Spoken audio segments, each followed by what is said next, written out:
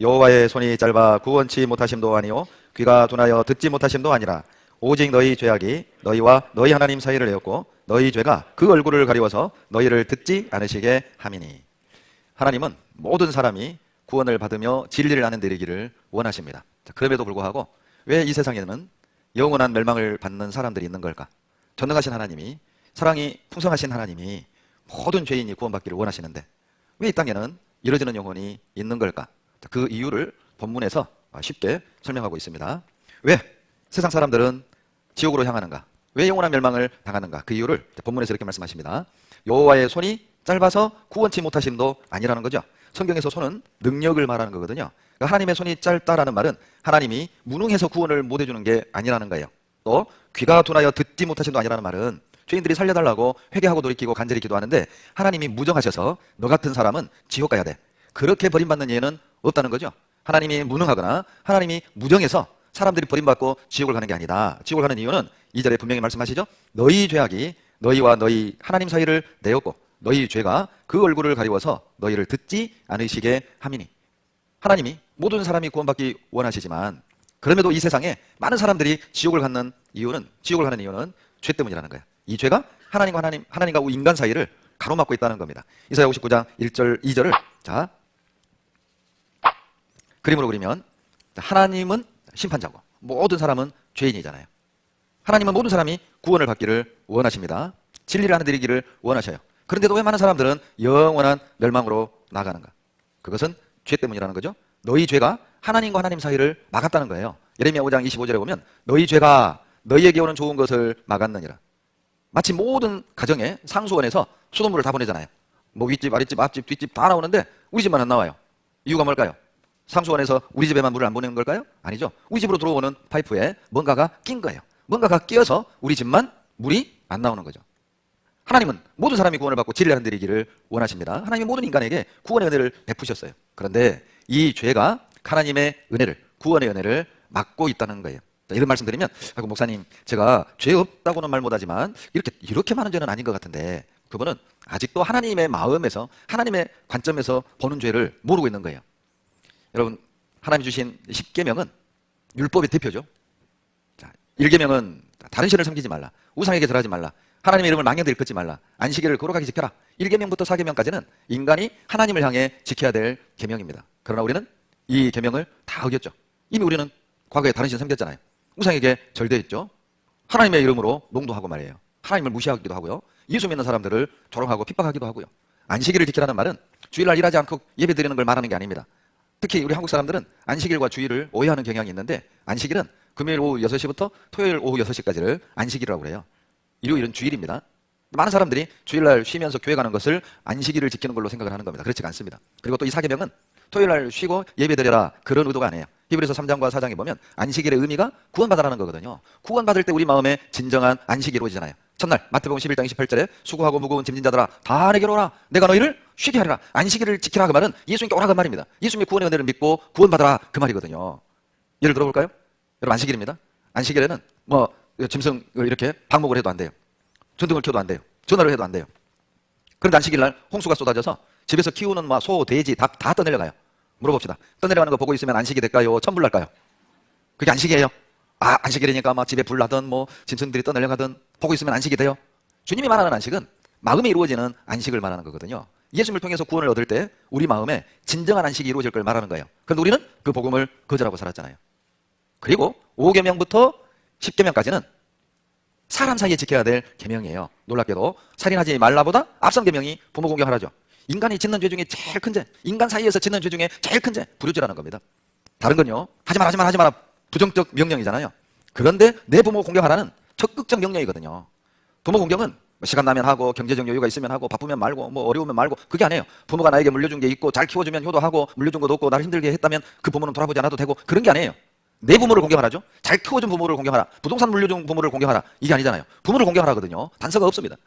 나를 낳아주신 부모라면 그분이 내가 원하는 어떤 유산을 물려줬든 아니든 내가 원하는 교육을 시켜주셨든 아니든 간에 공경해야 돼요. 우리는 이 계명 앞에 실은 떳떳할 사람 없습니다. 저도 구원받기 전 제 좌우명이 효자 사친이었습니다. 효자는 부모를 공경한다. 그 사연이 있어요. 제가 국민학교 3학년 때 아버지 돌아가시고 그리고 저는 청소년기를 중1부터 고3까지를 제가 혼자 살면서 공부를 했습니다. 좀 집안에 사연이 있어가지고 어머니하고 이렇게 떨어져 살았어요. 그래서 실은 그 청소년기 제 꿈이 어머니 모시고 사는 거였어요. 그래서 제 자매하고 결혼할 때도 조건 중에 하나가 어머니 모시는 거였습니다. 어머니 모셔야만 결혼하겠다. 제가 어떻게 그런 용감한 생각을 했는지 지금 생각 낯질해요. 만약에 자매가 그 길에서 어쩔 뻔했어요. 다 은혜죠. 하나님의 은혜로 사는 겁니다. 그리고 이제 어머니를 결혼하고 그 다음날부터 모시고 살았어요. 그러다가 제가 광주로 이제 발령이 나고 광주에서는 어머니를 모실 수가 없었어요. 사택 구조가 어른들이 살기가 불편했거든요. 그래서 이제 큰형님 댁으로 가셔서 신앙생활 하시다가 이제 춘교수양회 끝나고 공주수양관에서 이제 광주로 돌아오시는 교회 버스 안에서 심장마비로 천국을 가셨어요. 어머니 소천했다는 소식을 듣고 이제 저 혼자 이제 운전을 하고 광주에서 전주까지 전북대 영안실에 모셨다는 겁니다. 혼자 이제 운전을 하고 가요. 가다가 서다가 이게 너무 이제 눈물이 이제 쏟아지니까 운전을 할 수가 없었습니다. 가다가 갓길에 서다가 그런데 정말 영화 같은 장면이 떠올랐어요. 자동차 앞 유리창이 영화 스크린처럼 제가 어머니에게 잘못했던 게 쫙 지나가는 겁니다. 왜 그랬을까? 내가 그때 어머니에게 왜 그랬을까? 그때 심정으로는 시간을 거꾸로 돌릴 수만 있다면 다시 그 시절로 돌아가서 어머니에게 잘할 것 같아요. 여러분은 어떠신가요? 나는 후회 없이 나는 어머니 효도, 부모님께 효도 다 했다고 그렇게 자신할 수 있습니까? 죄송하지만 눈에 보이는 부모를 공경하지 않으면서 보이지 않는 하나님을 공경한다? 여러분 그 위선 아닐까요? 거짓된 믿음 아닐까요? 정상적인 건강한 믿음이라면 어떻게 부모를 소홀히 할 수 있겠어요? 진리를 깨달은 그리스도인이라면 우리는 다 어긴 겁니다. 살인하지 말라, 간음하지 말라, 도둑질하지 말라, 거짓말하지 말라, 내 이웃을 탐내지 마라. 여러분 이 얘기를 들어도 우리가 발끈하지 않고 침묵하는 이유는 하나님이 우리 각자에게 하신 말씀이기 때문에 그래요. 만약에 길거리에서 지나가는데 어떤 아저씨가 여기 계신 아주머니들을 향해서 아주머니 간음하지 마세요, 살인하지 마세요, 이건 싸움이 일어날 일이죠. 이건 큰 문제가 되는 거죠. 고발해야 되는 겁니다. 그런데 우리가 하나님 말씀이기 때문에 아무 말 못하는 거예요. 여러분 이 십계명의 의미가 뭔지 아세요? 너희는 이런 죄를 지을 수 있는 죄인이란다. 그래서 너희는 하나님이 필요해. 그래서 너희는 예수님이 필요해. 십계명이 우리를 향해 주시는 교훈입니다. 우리 모두는 이미 이 계명을 다 어겼어요. 생각해 보세요. 이 10개 고리 중에 몇 개가 끊어져야 지옥으로 떨어지겠어요? 하나라도 끊어지면 지옥으로 떨어지는 거죠. 다 어겨야 지옥 가는 게 아닙니다. 만약 하나라도 어겼다면 여러분 이번 주에요 계속 평택에서 출퇴근하는데 이 톨게이트에서요, 이게 지금 무슨 단속기간인가 봐요. 계속 매일 경찰들이 톨게이트에 딱 입구에 서가지고 사람들을 잡아내는 거예요. 뭘 잡아내느냐? 안전벨트를 맸는지 안 맸는지. 그래서 계속 밀렸어요. 입구에서부터 밀렸어요. 올 때마다. 네. 그런데 주장하는 겁니다. 저 신호 한 번도 안 어겼는데요. 저 정속으로 저 운전했는데요. 왜 잡아요? 여러분 신호를 준수하고 속도를 준수했어도 벨트를 맸지 않았다면 벌금을 부과할 수밖에 없는 거죠. 여러분 다 지키고 속도 위반 하나 했다, 벌금 부과하는 겁니다. 다 지키고 신호 하나 어겼다, 그거 벌금 부과하는 거예요. 다 지키고 하나의 죄를 지었다, 그 심판 받는 겁니다. 특히 이제 우리 한국 사람들은 이게 뭔가 죄를 용서받고 천국을 가려면 뭔가 좀 내가 착하게 살아야 될 것 같고 교회도 열심히 좀 다녀야 될 것 같고 좀 헌금도 해야 될 것 같고 기도도 좀 열심히 새벽제단도 쌓아야 될 것 같고 어떻게 구원을 쉽게 받아? 어떻게 천국을 쉽게 가? 어떻게 내가 이렇게 지은 죄가 많은데 일주일 들어서 단번에 간단 말이야? 그런 경우들이 들어있어요. 제가 어떤 지역에서 집회를 하는데요, 아가씨가 말씀을 듣고 어때요? 성경 사실이고 하나님 계신 게 믿어지세요? 그런데 이 아가씨가 당돌하게요, 목사님 저는요 이 성경 다 읽어보기 전에는 저 못 믿겠어요. 아가씨가 너무 세게 나오니까 제가 눌렸습니다. 그래요? 그럼 읽어보고 오세요. 그런데 이 아가씨가 한 달 만에 다 읽고 저를 찾아온 거예요. 목사님 이것도 다 읽어봤어요. 그래요? 대단하시네요. 어때요? 읽어보시니까 어때요? 더 믿음이 생겨요? 더 헷갈려요? 더 모르겠어요. 맞다고. 이 성경을 다 읽어보고 다 알아야 구원받는 게 아니라고. 아니 인천 앞바닷물이 짜다는 거 다 퍼먹으면 알겠냐고. 찍어 먹어보다 안다고. 여러분 화장품은 다 발라봐야 알아요? 샘플만 써봐도 알아요? 그러죠? 샘플만 써봐도 알잖아요. 성경은 시작부터 사실이었고 그리고 끝까지도 사실이라고. 그리고 이분이 지금은 구원받고 어머니 회장도 하고 계셔요. 많은 분들이 그런 분들 계시거든요. 어떻게 일주일 듣고 구원받아? 어떻게 쉽게 받아? 헌금도 하고 새벽제단도 쌓고 교회도 열심히 다니고 착하게 살아야지. 그게 동양적 사고예요. 자, 이거 보시죠. 디도서 3장 5절에 다 같이 읽겠습니다. 우리를 구원하시되 우리의 행한 바 의로운 행위로 말미암지 아니하고. 자, 하나님은 우리를 구원하실 때 우리의 의로운 행위를 보고 구원하는 게 아니라는 겁니다. 구원 얻기 위해서는 행위가 필요한 게 아니라는 거죠. 그럼에도 불구하고 많은 사람들은 은근히 마음에 이런 생각을 가지고 있다니까요. 16절에 보면 어떤 사람이 좋게 와서 이르되 선생님이여 내가 무슨 선한 일을 해야 영생을 얻으리까? 지금도 그런 생각 하시는 분 계시죠? 내가 뭘 해야 영생 얻지 않나? 내가 뭘 해야 구원 얻을 수 있는 거 아니야? 뭐 선한 일을 해야 영생 얻는 거 아니야? 혹 그런 생각 가지고 있는 분들을 향해 주님이 직접 대답하셨어요. 주님의 대답을 들어보세요. 26절 다 같이 읽겠습니다. 예수께서 저희를 보시며 가라사대 사람으로는 할 수 없으되 하나님으로서는 다 할 수 있느니라. 여러분, 사람은 할 수 없다니까요. 사람의 능력으로는, 사람의 행위로는, 사람의 방법으로는, 사람의 노력으로는, 사람의 종교적 열심으로는 죄를 없앨 수 없고 구원 얻을 수 없어요. 하나님만 구원해 줄 수 있어요. 구원이라는 단어 의미만 알아도 그런 오해 안 합니다. 여러분, 구원이라는 단어의 의미가 뭐예요? 예를 들어볼까요? 자, 제가 바다에 빠졌어요. 어프업하다가 어떨게 나왔어요. 그러면서 하는 말이, 휴, 나 오늘 구원받았다? 구원받은 거예요? 지가 나온 거예요? 스스로 나온 거예요. 구원을 받았다는 것은 100% 죽을 수밖에 없는 상황인데 제3자의 도움으로 생명을 건질 때 구원받았다고 하는 거예요. 예를 하나 들어드릴게요. 3살 아이가 90m 우물을 파기 위해서 구멍을 팠는데 그 구멍으로 쏙 빠졌어요. 근데 다행히 12m 정도에서 딱 걸렸어요. 근데 그 아이를 구원해내는 장면입니다. 한번 보시죠. 아이들은 왜 구멍에 들어가나 몰라요? 지름 30cm의 좁은 구멍 주위에 구조대원들이 몰려들었습니다. 3살 아이가 빠졌는데 구멍의 깊이는 무려 90m, 바닥엔 지하수가 있습니다. 애타는 부모가 아이를 진정시키려 애쓰지만 겁에 질린 아이는 울음을 멈추지 않습니다. 입구가 너무 좁아 어른은 도저히 들어갈 수 없고 땅을 파기도 위험한 상황. 우선 구멍 속으로 산소부터 공급합니다. 일명 스네이크 카메라를 집어넣어 아이의 위치를 파악해보니 아이는 깊이 12m 지점에서 끼어 있습니다. 고심하던 구조대는 밧줄로 고리를 만들어 양팔 밑을 올가미처럼 걸어 올리기로 했습니다. 수십 차례 시도 끝에 아이는 2시간 만에 환호를 받으며 극적으로 구조했고, 이런 걸 구원받았다고 하는 거예요. 그렇잖아요. 아니, 이 아이가 어떻게 저 12m 구덩이에서 올라와요? 영락없이 죽을 상황이잖아요. 그런데 제3자의 도움으로 건진받았죠. 구조됐다, 구원받았다 하는 거예요. 그러면 자, 마태복음 19장 26절 보세요. 16절에 내가 무슨 선한 일을 하여야 영생 얻으리까? 자기가 선한 일을 해서 구원 얻는 거라면 그건 구원받았다고 하는 게 아니에요. 자기가 구원을 이루었다고 하는 것이죠. 구원을 받는다는 말은 내 능력으로 안 되는 상황에서 능력 있는 분이, 나를 구원할 마음까지 있는 분이 나를 건져줄 때 구원받았다고 하는 겁니다. 선한 일을 해서 구원 얻는 거라면, 교회 다녀서 구원 얻는 거라면, 성경을 많이 알아서 구원 얻는 거라면, 헌금에서 종교적 열심을 가지고 구원을 얻는 거라면 죄송하지만 예수 믿을 필요 없습니다. 뭐로 예수 믿어요? 착하게 살아서 구원 얻는 거라면 여러분, 성경은 뭐하러 주신 걸까요? 인간의 노력과 방법으로 구원 얻을 수 있다면 성경 배울 이유도 없고 교회를 다닐 이유도 없고 예수 믿을 이유도 없지요? 혼자 선하게 살면 될 것을요?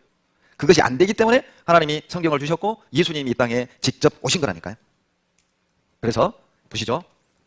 이 바다에 영락없이 빠져 죽을 상황이에요. 그런데 구조대가 와서 건져줄 때 이걸 구원받았다고 하는 거죠. 영락없이 불에, 이 불구덩이에 죽을 수밖에 없었거든요. 그런데 소방대원이 와서 건져줬다. 이것을 구원받았다 하는 겁니다. 자, 물속에 있는 사람은 어디서 구원받아야 돼요? 자, 물에서 구원을 받아야 되잖아요. 자, 불 속에 있는 사람은 어디서 구원받아야 돼요? 불에서 구원받아야 되잖아요. 그러면 나는, 도대체 우리는 어디서 구원받아야 됩니까? 죄에서 구원을 받아야 돼요. 죄에서 건진받는 걸 구원받았다 이렇게 말하는 겁니다. 물에 빠져 죽을 사람이 제3자의 도움으로 건진받고, 자, 불에 타 죽을 사람이 제3자의 도움으로 구원받고, 죄 가운데 지옥 갈 사람이 다른 예수님의 도움으로 구원을 얻는 거예요. 그래서 구원받았다 이렇게 말하는 겁니다. 그래서 누가복음 1장 77절에 구원의 정의가 나오죠. 다 같이 읽겠습니다. 주의 백성에게 그 죄 사함으로 말미암는 구원을 알게 하리니, 구원이 뭡니까? 죄 사함이라는 것이죠. 제가 이제 후배를 전도하는데 이 친구가요, 목요일까지 듣고는 이제 안 듣겠다는 겁니다. 제가 너무 답답해가지고 그냥 물었어요. 너 구원 받았냐? 그랬더니 후배가, 예 형님, 저 구원 받았습니다. 그래? 어떻게 받았냐? 예, 제가 디스크로 엄청 고생했는데 기도원 가서 안수 받아가지고 디스크 나왔다고. 그래서 구원 받았다고. 여러분 물어봅시다. 자, 기도에서 디스크 나온 게 구원받은 거예요? 디스크 나온 거예요? 병원 가서 수술해서 디스크 나온 사람도 구원받은 거예요? 그 병 나온 거죠. 그래서 누가복음 1장 77절에 구원의 내용을 말씀하신 거예요. 여러분, 기도에서 병 나왔습니까? 따로 죄사함 받은 적 없다면 구원 아닙니다. 모태신앙이신가요? 죄사함 받은 적 없다면 구원 아닙니다. 목사, 장로, 권사님이신가요? 죄사함 받은 적 없다면 구원이 아니란 뜻이에요. 누가복음 1장 77절이 그 말씀입니다. 교회를 5개를 개척했다 할지라도, 방언을 하고 신비한 능력을 하고 경험을 하고 환상을 봤다 할지라도 죄사함 받은 적 없다면 구원이 아니라니까요. 왜냐하면 누가복음 1장 77절 하나님 말씀에 주의 백성에게 그 죄사함으로 말미암는 구원을 알게 하리니, 구원이 뭡니까? 죄사함이거든요. 아무리 선행을 많이 베풀었고 아무리 열심히 예수님을 사랑하고 믿었다 할지라도 죄사함을 받은 적 없다면 구원이 아닌 거예요. 여러분, 그래서 성경에 구원이 뭔지, 어떻게 죄사함을 받는지를 여러 가지 방법으로 다양하게 예를 들어 설명을 해주신 거예요. 여러분, 구약이 뭡니까? 올드 테스터먼트죠. 옛 약속입니다. 무슨 뜻이죠? 이런 방법으로 구원해주마. 그림자죠. 샘플이죠. 신약은요, 구약대로 우리의 구원을 이루셨다. 진짜가 온 거죠. 구약이 약속음이라면 신약은 영수증이다. 이렇게 말할 수 있어요. 구약이 그림자라면 신약은 참 형상이라니까요. 그래서 다양한 방법으로 어떻게 죄를 사함받고 구원받는지를 설명하고 있는 겁니다. 레위기를 찾아보시겠습니다. 레위기 17장 11절입니다. 레위기, 구약 성경 레위기 17장 11절.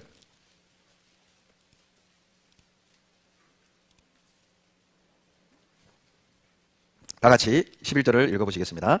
육체의 생명은 피에 있습니다. 내가 이 피를 너희에게 주어 단에 뿌려 너희의 생명을 위하여 속하게 하였나니 생명이 피에 있으므로 피가 죄를 속하느니라. 자, 육체의 생명은 피에 있습니다. 내가 이 피를 너희에게 주어 단에 뿌려 너희의 생명을 위하여 속하게 하였나니 생명이 피에 있으므로 피가 죄를 속하느니라. 여러분, 이 속한다는 것이요, 한문으로 갚을 속다거든요. 결론은, 자, 죄를 갚는 것은 딱 하나라는 거죠. 피예요. 선행으로 죄를 갚는 게 아닙니다. 열심으로 죄를 갚는 게 아니에요. 헌금해서 죄를 갚는 게 아니고, 교회를 열심히 다니면서 죄를 갚는 게 아니에요. 울어서 될 게 아니에요. 죄를 갚는 건 딱 하나죠. 피예요, 피. 피를 흘려야만 그 죄를 갚는 거예요. 저도 장로교를 8년 다녔는데, 제가 8년을 교회 다니면서 성경을 처음부터 끝까지 읽어본 적이 없습니다. 왜냐하면 재미없고 너무 어려워요. 그래도 항상 1월 1일이 되면 항상 마음을 다 잡습니다. 그래서 올해는 한번 읽어보리. 그리고 이제 창세기부터 쫙 읽어요. 창세기는 그나마 좀 재밌어요. 이야기잖아요. 출애굽기도 재밌어요. 역사잖아요. 그런데 레위기 들어가면 너무 어려운 거예요. 그러니까 한 1장 읽고 나서 읽었다 치고 민수기로 넘어가요. 저만 그런 게 아닙니다. 웃는 분들 다 경험하신 분들이에요. 그런데 이 레위기 보면은요, 이게 막 짐승을 죽이는데 막 각을 뜨고 껍질을 벗기고 막 어디는 뭐는 태우고 어떤 거 먹고 어떤 건 먹으면 안 되고 너무 복잡하잖아요. 어렵잖아요. 이런 걸 왜 써놨는지. 그런데 89년 구원받고 이 레위기를 배우는데요, 복음이에요. 레위기가. 레위기는 나하고 예수님과의 얘기예요. 아, 이것 때문에 레위기가 있는 거구나. 보세요. 이 이스라엘 백성들이요, 1년 동안 지은 죄를 이렇게 용서를 받았어요. 이걸 성막이라고 합니다. 성스러운 천막이라는 뜻이죠. 양이나 염소 2마리 가져옵니다. 그리고 한 마리는 놓고 한 마리는 여기서 이렇게 피를 받아 죽여요. 그리고 시체는 태우고 대제사장이 이제 피를 들고 이 물두멍에서 이제 피 묻은 손 깨끗하게 씻은 뒤 피를 들고 이걸, 이 커튼을 휘장이라고 그럽니다. 휘장을 열고 들어가요. 그러면 여기는 성소, 거룩한 곳이고요. 또 이 커튼을 휘장이라고 그러는데 휘장을 열고 들어오면 여기는 지성소, 지극히 거룩한 곳이에요. 왜냐? 이 괴짝 안에 10계명 들어있거든요. 여기에는 1년에 딱 한 번 대제사장만 들어올 수 있어요. 대제사장이라도 피를 들고 오지 않으면 죽어요. 피를 들고 들어오는 겁니다. 그리고 이제 뚜껑 귀퉁이에 한 번 피를 바르고, 그리고 이제 앞에다 7번 피를 뿌려요. 그리고 나머지는 바닥에 쏟습니다. 그리고 나와요. 나오면 살아있는 양 한 마리 있죠. 이 양에게 안수합니다. 여러분, 안수한다는 건 전가하다 그런 뜻이에요. 옮기다 그런 의미가 있어요. 목사 안수식 한다고 그러죠. 하나님의 능력을 부여한다 그런 뜻이에요. 이 양에게 안수한다는 건 죄를 옮긴다 그 말이에요. 그러면 이 양에게 죄를 지고 무인지경에 갖다 버려요. 그러면 이스라엘 백성들은 그렇게 믿는 겁니다. 야, 우리 죄 용서됐다. 이것이 대속죄제였어요. 1년 동안 지은 죄를 한 번씩 그렇게 제사를 통해 용서받았다니까요. 그래서 히브리서 9장 22절에 다 같이 읽겠습니다. 율법을 쫓아 거의 모든 물건이 피로써 정결케 되나니 피 흘림이 없은즉 사함이 없느니라. 여러분, 자, 죄 사함 받는 방법을 딱 못 박아놨죠. 이 죄 사함이라는 거거든요. 피 흘림이 없으면 용서받는 것이 없다는 거예요. 피 흘림이 없다면 구원 얻는 것 없다는 겁니다. 결론은 아무리 착하게 살아도 피 흘림이 없다면 구원 못 받는다는 거죠. 아무리 교회를 열심히 다녀도 피 흘림이 없다면 구원을 못 받는 거예요. 여러분, 피 외에는 구원 얻는 다른 방법을 포기하라는 겁니다. 피 외에는 구원 얻는 다른 방법이 없다는 뜻이에요. 다른 방법으로 죄 씻으려는 노력을 포기하라. 그것이 히브리서 9장 22절 말씀의 의미예요. 왜요? 피로만 깨끗하게 되거든요. 눈물로, 돈으로, 열심으로, 지식으로 정결케 되는 게 아니에요. 피로만 깨끗하게 씻을 수 있어요. 그래서 피를 흘려야만 용서가 되는 거예요. 그러면 자, 우리도 양 잡고 소 잡아서 피 뿌리고 피 흘리란 말이냐? 아닙니다. 우리 시대에는 그 방법이 안 돼요. 짐승 피로는 안 돼요. 자, 히브리서 10장을 한번 찾겠습니다. 히브리서 10장 신약성경입니다. 히브리서 10장 1절 찾겠습니다. 1절만 같이 읽겠습니다. 율법은 장차 오는 좋은 일의 그림자요 참 형상이 아니므로 해마다 늘 드리는 바 같은 제사로는 나오는 자들을 언제든지 온전케 할 수 없느니라. 잘 보시죠. 여러분, 율법은 조금 전에 배웠던 구약의 죄 용서받는 제사법은 그렇게 이해하셔도 좋습니다. 이것은 장차, 앞으로죠. 앞으로는 좋은 일의 그림자라는 거예요. 그러니까 이스라엘 백성들은 양피 뿌려서 죄 용서받으면서 이 믿음이 있었던 거죠. 장차 좋은 일이 있을 거예요. 짐승이 피 흘려서 우리 1년의 죄를 용서했던 것처럼 메시아가 오셔서 그 피로 우리 죄를 용서해 주실 거예요. 그것을 바라보고 제사를 지냈던 거예요. 그러니까 장차 일어날 좋은 일의 번복이 샘플이거든요. 그러니까 구약의 짐승 제사는 참이 아니야, 참이. 참 형상이 아니기 때문에 온전케 할 수가 없어요. 결론은 장차 참 형상이 온다는 뜻이잖아요. 그러면 구약에 잡았던 짐승들의 참 형상이 뭐냐는 거예요. 10장 4절에 보면 이는 황소와 염소의 피가 능히 죄를 없이 하지 못함이니라. 그럼 우리는 어쩌라는 거냐? 구약시대 사람들은 짐승 피 흘려서라도 죄 용서 받았는데 그런데 우리는 신약시대를 사는 우리는 어떡하란 말이냐?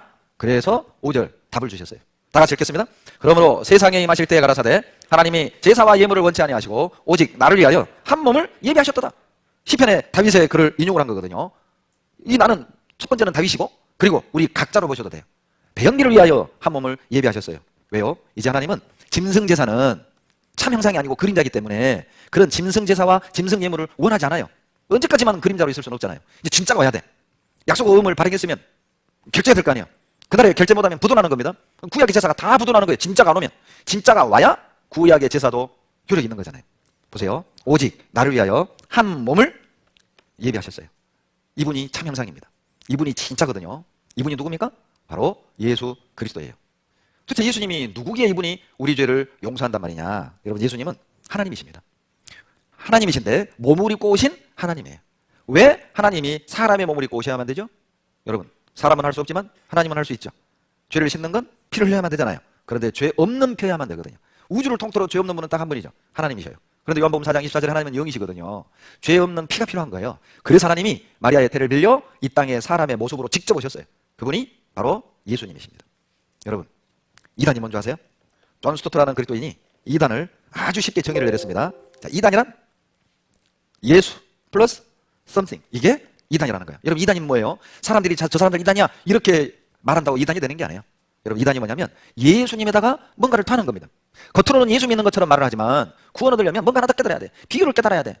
요한계시록을 깨달아야 돼. 다른 보혜사를 만나야 돼. 예수도 믿고, 요건 기본이고 진짜 비밀 하나를 더 깨달아야 돼. 이게 신천지잖아요. 그래서 이단이라고 하는 거예요. 겉으로는 예수 믿는 것처럼 말하지만 어머니 하나님을 깨달아야 돼. 6월절 지키고 안식일 지켜야 돼. 안상홍 증인이잖아요. 그래서 그들을 이단이라고 하는 겁니다. 여러분, 성경에서 말하는 정통, 하나님이 인정해주는 믿음이 어떤 거죠? 오직 예수예요. 여기에 뭔가 더하면 안 됩니다. 오직 예수. 어떻게 예수님이 우리를 구원할 수 있죠? 예수님은 하나님이시거든요. 그래서 우리를 구원하실 수 있어요. 사람의 모양으로 이 땅에 직접 오셨거든요. 디모데전서 1장을 찾겠습니다. 디모데전서 1장 15절입니다. 디모데전서 1장 15절 다 같이 읽겠습니다. 미쁘다 모든 사람이 받을 만한 이 말이여 그리스도 예수께서 죄인을 구원하시려고 세상에 임하셨다 하였도다. 죄인 중에 내가 괴순이라. 잘 보시죠. 여러분, 예수님이 뭐하러 세상에 오셨다고요? 죄인을 구원하러 오셨대요. 여러분, 이 죄인 누구예요? 누구? 예, 나 같은 죄인을 구원하러 오셨어요. 이걸 그림으로 설명하면 이렇게 설명드릴 수 있습니다. 미쁘다 그 말은 믿을만하다 그 말입니다. 이 말씀만큼 믿을만한 게 없다 그 말이에요. 어떤 말씀이죠? 예수님이 세상에 임하셨어요. 뭐하러요? 나 같은 죄인을 구원하시려. 이 세상에 오셨어요. 자, 그럼 잘 보시죠. 여러분, 만약에요 예수님이 나를 구원하는 일을 성공하셨다. 그러면 나는 어디 가요? 나는 어디 가요? 천국 가요. 만약에 예수님이 나를 구원하는 일을 실패했다. 그러면 나는 어디 가요? 예, 지옥 가는 거예요. 그럼 잘 보세요. 자, 내가 천국 가느냐 지옥 가느냐는 나에게 달렸어요? 예수님 손에 달렸어요? 그러죠. 예수님 손에 달린 거예요. 잘 봐요. 예수님이 성공하면 천국 가는 거예요. 예수님이 실패하면 지옥 가는 거예요. 결론은 내가 교회는 얼마나 열심히 잘 다녔느냐, 내가 얼마나 착하게 살았느냐, 내가 얼마나 열심히 다녔느냐, 헌금은 얼마나 했느냐, 이것을 보고 구원하는 게 아니에요. 나의 행위가 구원을 이루는 게 아니에요. 예수님이 구원하는 일을 성공하면 천국, 실패하면 지옥. 결론은 여러분, 모든 사람의 영원한 운명은 예수님 손에 달린 거예요. 그럼 우리가 할 일은 뭐예요? 성공했는지 실패했는지를 말씀을 통해 확인하는 겁니다. 그것을 예수 믿는다고 하는 거예요. 많은 사람들이 믿음을 어떻게 오해하냐면 열심히 다니는 걸 잘 믿는다고 생각하는 거예요. 많이 갖다 바치는 걸 잘 믿는다고 생각하는 거예요. 아닙니다. 예수님이 하신 일을 성공했는지 실패했는지 말씀을 통해 확인하는 거예요. 예수님이 하신 일을 믿는 거예요. 그것이 잘 믿는 거라니까요. 자, 그러면 성공했는지 실패했는지 확인해 봅시다. 요한복음 1장을 찾겠습니다. 요한복음 1장입니다. 요한복음 1장 29절 다 같이 읽겠습니다. 이튿날 요한이 예수께서 자기에게 나오심을 보고 가로되 보라, 세상 죄를 지고 가는 하나님의 어린 양이로다. 보라! 집중해라 그 말이거든요. 보라! 누굴 보라는 겁니까? 예수님을 보라는 거예요. 너를 보지 마라. 너의 마음을 보지 마라. 너를 보면 더러운 것뿐이야. 너의 마음을 보면 악한 생각뿐이야. 그러니 예수님을 보라. 세상 죄를 지고 가는 하나님의 어린 양이로다. 저는요, 구원을 받기 전에도 이거 다 알고 있었어요. 예수님이 세상 죄 지고 가는 건 교회 다니는 사람 다 알잖아요. 고등학교 윤리 시간에 배웠다니까요. 예수님이 세상 죄 지고 갔다는 걸. 그러나 천국 갈 자신은 없었어요. 구원의 확신은 없었습니다. 이유가 있어요. 이 세상 죄를요, 많은 사람이 목사님처럼 훌륭한 분들의 죄 이렇게 생각하는 거예요. 목사님 같은 분의 죄는 가져갔지만 나같이 악한 사람은 아니야. 제가 그렇게 믿었다니까요. 장로님처럼 교회당 세계 개척하신 분, 이런 분 죄는 가져갔고 나 같은 망나니는 아니야. 집사님처럼 11조 안 떼먹는 분, 권사님처럼 새벽제단 안 빼먹는 분, 이런 분들의 죄는 가져갔지만 나는 욕심도 많고 교회를 다니면서 못된 짓도 하고, 그러니 나는 아니야. 그러니 아침마다 가서 새벽제단 쌓고 우는 거예요. 금요일마다 통성을 하는 거예요. 철야를 하는 거예요. 모든 사람 가서 손 한번 잡고 촤 저를 용서해 주십시오. 왜요? 내 죄는 빠져 있어요. 목사님처럼 권사님처럼 장로님처럼 저런 훌륭한 교인들의 죄는 가져갔지만 나를 봐. 내가 이렇게 이중적으로 살고 막대기에 살고 하나님 얼굴에 먹칠하고 사는데 나는 아니야.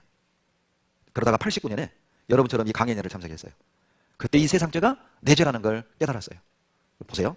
세상죄를 풀어서 설명드릴게요. 세상죄란 세상 사람들이 짓는 모든 죄입니다. 잘 보세요. 목사님 같은, 권사님 같은, 장로님 같은 훌륭한 분들의 죄가 아니라 세상 사람들이 짓는 모든 죄라는 거예요. 그래서 중국어 번역에 보면 쓰런죄 이렇게 돼 있어요. 쓰런죄, 세상 사람 죄잖아요. 모든 사람이 죄라는 겁니다. 그러니 내 죄가 들어가죠. 저는 쉽게 풀렸어요. 보세요. 첫 사람이 아담이라고 하고요. 마지막 사람이 있을 거 아닙니까? 그 사람 이름을 우리끼리 지어줍시다. 끝담이라고, 끝담. 자, 세상죄가 뭐냐? 첫 사람 아담에서부터 마지막 사람까지의 죄를 세상죄라고 하는 거예요. 그러면 주님이 지고 가신 세상죄 안에 여러분 내 죄 들어가요, 안 들어가요? 들어가고 말고요. 여러분 우리 수학적으로 설명해 봅시다. 세상죄는 자, 전체 집합이라고 한다면, 자, 전체 집합입니다. 내 죄는 무슨 집합? 아, 부분 집합이에요. 여러분 부분 집합은 전체 집합 안에 들어간다, 안 들어간다? 예, 들어간다. 죄송합니다. 기억하기 싫은 일을 기억하게 해드려서. 얼마나 간단해요. 세상죄 안에 내 죄. 저는 너무 이해가 쉬웠어요. 그래도 못 믿을까봐 참 우리 주님 자비로우시죠? 국률이 풍성하신 분이에요. 그래도 못 믿을까봐 요한일서 2장 2절 다 같이 읽겠습니다. 저는 우리 죄를 위한 화목제물이니 우리만 위할 뿐 아니요 온 세상의 죄를 위하심이라. 세상 죄를 위하심이라 이렇게 말씀하면 못 믿을까봐. 왜냐하면 꼭 여기다가 자기가 단서를 달아요. 목사님같이 훌륭한 사람 세상죄, 장로님같이 잘 믿는 세상죄, 이렇게 또 조건을 다네. 그래서 자, 단서를 못 달도록 온이라고 한 거예요. 온. 만약에 여기다가요 잘생긴 세상 사람의 죄만 가져갔다 그러면 저는 해당되지만 여러분 위험합니다. 그렇게 웃지 마시고 보세요. 그래서 하나님이 온이라고 한 거예요. 온. 여러분 온은 몇 프로예요? 그러죠. 100%, 100%. 여에 한 명 있다 없다? 없다. 100%예요. 그래서 찬송가 167장에 보면 주 예수님 너희를 찾으시니 왜 의심을 하면서 오지 않나. 온 세상 죄 담당한 어린 양은 죄 많은 자 불러서 구원하네. 의심하니까, 주님의 말씀을 의심하니까 온 세상 죄 담당했다는 겁니다. 그냥 세상 죄라고 하지 않고 온이라고 표현하신 거예요. 왜? 의심하니까, 안 믿으니까. 충분하지 않아요? 보라! 세상 죄를 지고 가는 하나님의 어린 양이로다. 보세요. 이게 바로 세상 죄입니다. 여러분 이 세상 죄라는 말은요 정말 신적인 단어, 신적인 단어. 보세요. 이 세상 죄 보따리 안에 자, 미국 사람 죄 들어가요? 예. 아프리카 사람 죄 들어가요? 일본 사람 죄 들어가요? 한국 사람 죄 들어가요? 예, 들어가고 말고요. 그러면 자, 저희 아버지 죄 들어가요? 내 죄 들어가요? 대답 안 하기로 작정하고 오셨어요? 마지막인데. 다시. 우리 아버지 죄 들어가요? 제 죄 들어가요? 우리 딸 죄 들어가요? 앞으로 태어날 손주 죄는요? 증손주는요? 고손주는요? 오대손은요? 뭐 봐요. 보세요. 세상 죄라는 이 말씀은 자, 언제 읽어도 어디서 읽어도 내 죄입니다. 놀랍지 않습니까? 그래서 내 죄라고 하신 거예요. 제가 이제 예전에 어린이 집회를 자주 했는데요. 얘들은 참 순수합니다. 여러분 예수님이 세상 죄 지고 갔어요. 얘들은 와 그래요. 근데 꼭 모난 아이들이 하나씩 있어요. 목사님 질문 있어요. 왜? 세상 죄 가져갔다고 했지 내 이름이 없잖아요. 그럼 애들이 동요합니다. 그러네. 답답해요 이제. 여기 그런 아이 없죠? 자, 너 이름 뭐냐? 김영식인데요. 몇 학년이냐? 4학년 5반이에요. 너희 반 몇 명인데? 30명이요. 그래? 자, 소풍 갔다? 소풍 가서 자, 선생님이 방송하는 거야. 4학년 5반 손 한번 밑으로 모이세요. 모일래 안 모일래?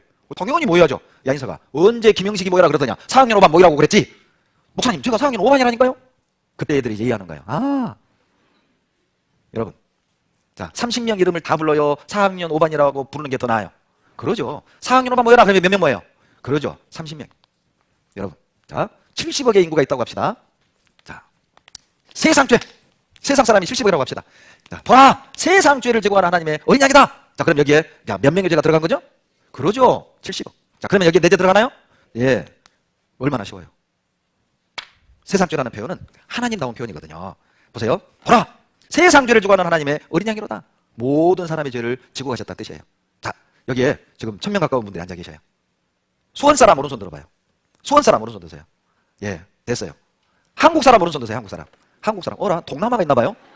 세상 사람 손 드세요. 예, 됐어요. 다 들었어요. 됐어요. 뭐하러 900명 이름을 다 불러요? 한국 사람 하면 손 내리세요. 괜찮아. 혼자 한 말이에요. 긴장 푸시고.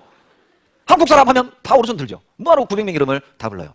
그러니 하나님이 더 쉽고 간단하게 보라! 세상 죄를 지고 가는 하나님의 어린 양이더라. 화면 보시면 수원 사람 나 들어가잖아요. 한국 사람 나 들어가잖아요. 세상 사람 나 들어가잖아요. 더 안전한 표현이죠.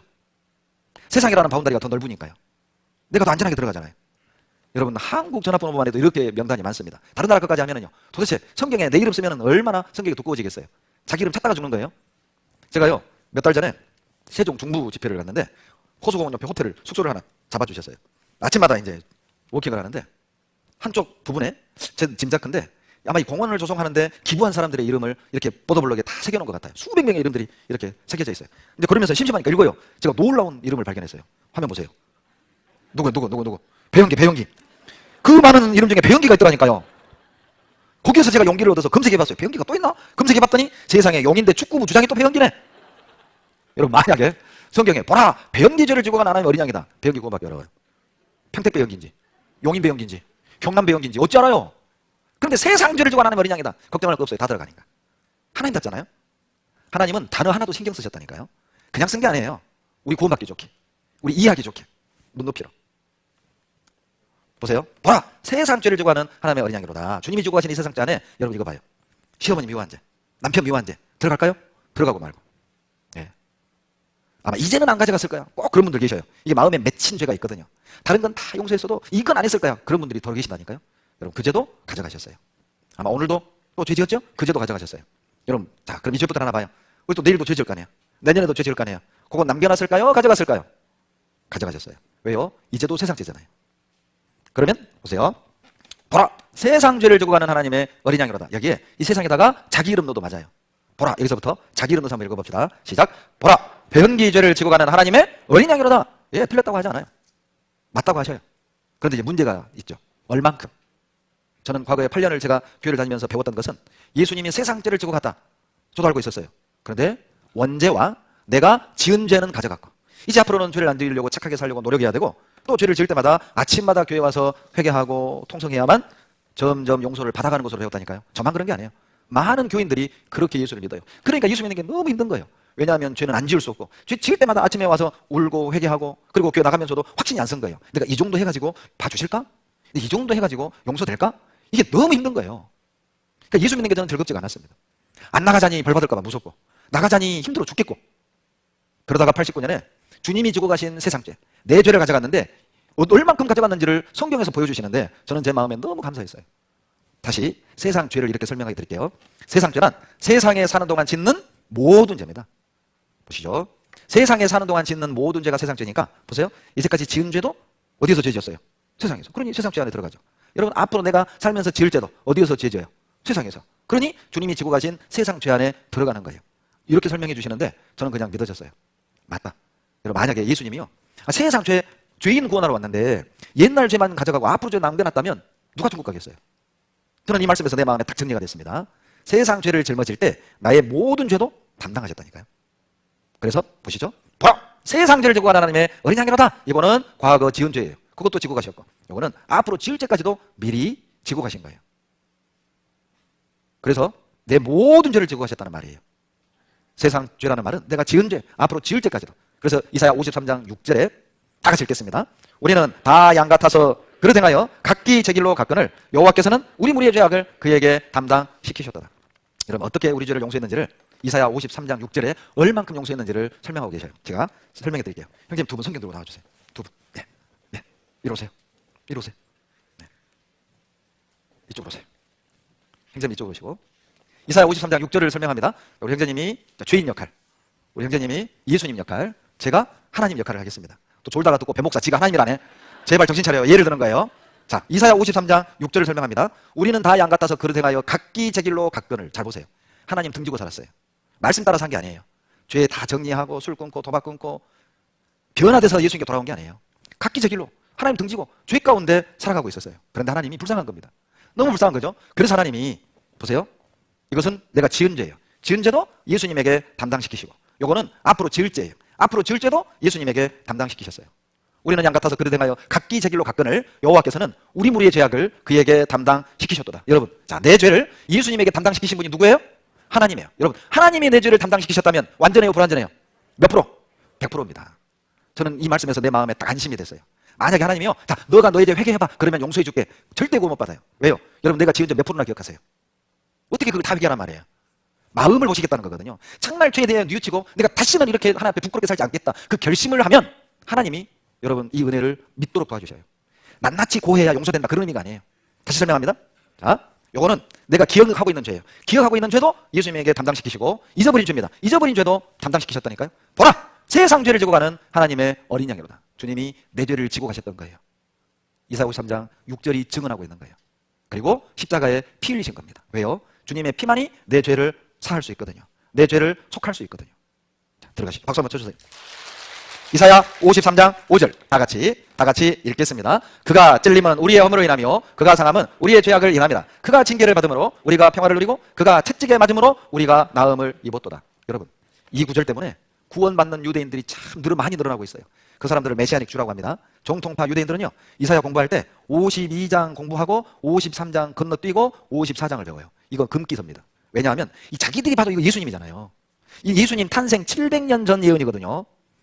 여러분, 어떤 유대인 학자에 의하면요, 예수님에 관한 예언이 351가지라고 하더라고요. 어떤 내용 보니까 유대인 학자 의견입니다. 그런데 이사야 53장에만 35가지 예수님에 관한 예언이 기록되어 있다는 거예요. 그러니까 예수님에 관한 구약의 통틀어 350여 가지의 예언 가운데 10%에 해당되는 막대한 분량이 53장 안에 다 들어있는 거예요. 그러니까 유대인들이 자기들이 봐도 예수님이거든요. 자기들의 조상이 예수님을 죽였다는 걸 인정하게 되는 거예요. 그분이 메시아라는 걸 깨닫게 되는 거예요. 제가 영상을 하나 틀어드릴 겁니다. 이 정통파 유대인이요, 이사야 53장을 읽다가 구원을 받은 거예요. 그리고 이제 어머니에게, 어머니 제가 성경 한 장 읽어드릴게요. 어머니가 말합니다. 절대 신약은 읽지 마라. 절대 신약을 읽는 거 아니야. 구약만 읽어라. 예 어머니, 이사야 성경 읽어드릴게요. 그래라. 그리고 53장을 쭉 읽어드렸더니 어머니가 버럭 화를 내더라는 겁니다. 내가 신약 읽지 마라 그랬지. 어머니, 이거 이사야 53장입니다. 야, 그런데 꼭 예수에 관한 얘기 같다. 그리고 그 어머니도 진리를 깨달아요. 그 간증을 직접 들어보시죠. 이사야서 53장이면은 유대인들이 건너뛰고 읽지 않는 그런 책이다라고 알고 있는데, 유대인이신, 메시아닉 유대인이신 이 미치 박사님께서 굳이 이 이사야서 53장 해설이라는 책을 쓰게 된 동기는 무엇입니까? If there's any chapter that Jewish people have come to faith after reading, it's Isaiah 53. And I remember when I read it to my mother after I became a believer and she was not a believer, she had told me, you can read me anything in the Bible, but don't read the New Testament. I don't want to hear the New Testament. I said, okay, I'll just read you from Isaiah. And I read her Isaiah 53. She said, I told you not to read the New Testament. I said, that was Isaiah 53. She said, I don't care what it was. It sounded like Jesus. And that's been the response of so many Jewish people, tens of thousands of Jewish people. Isaiah wrote 700 years before Jesus came, and he wrote so specifically about the death and resurrection of Jesus. There is a skip from 52 to 54 in the readings. But somebody could say, oh, no, we didn't skip it. We just didn't mention it.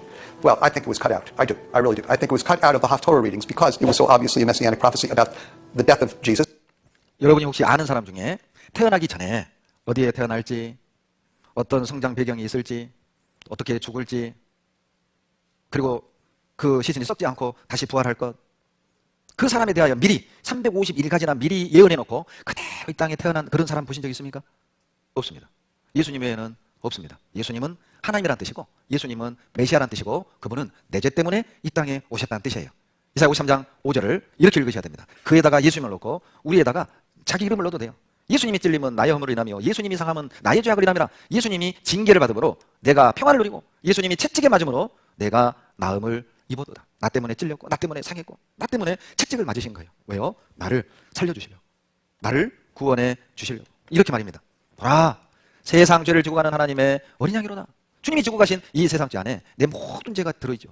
그리고요, 39가닥이 되는 채찍 끝에 쇠토막, 그리고 짐승 뼈조각이 묶여있는 이 날카로운 채찍으로 예수님을 기둥에 묶어놓고 다 홀라당 벗긴 겁니다.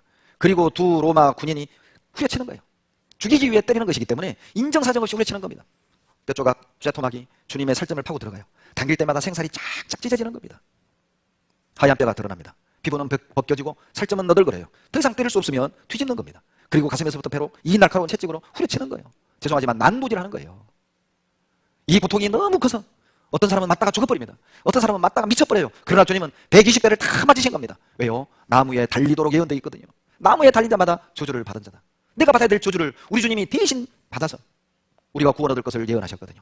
120대를 다 맞으신 겁니다. 그리고 이게 이스라엘 가시입니다. 이 가시로 면류관을 만들어 예수 머리에 깊이 씌웠어요.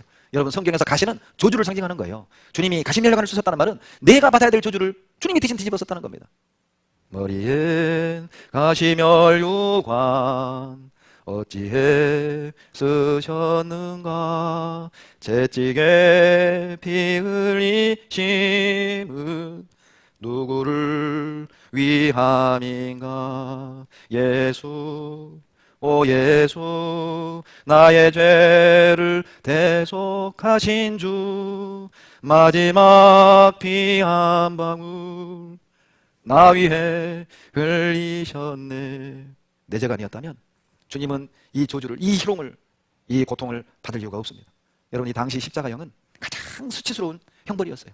옷을 벗겨서 가장 잔인하게, 가장 고통스럽게, 가장 수치스럽게 죽이는 형벌이었던 겁니다.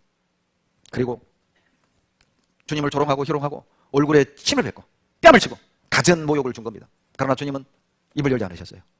여러분, 누군가 내 얼굴에 침을 뱉는다? 우리는 가만히 있을 수 없죠. 누군가가 내 뺨을 치는다? 누가 가만히 있겠습니까? 주님은 그 능력을 쓰지 않고 받으셨어요.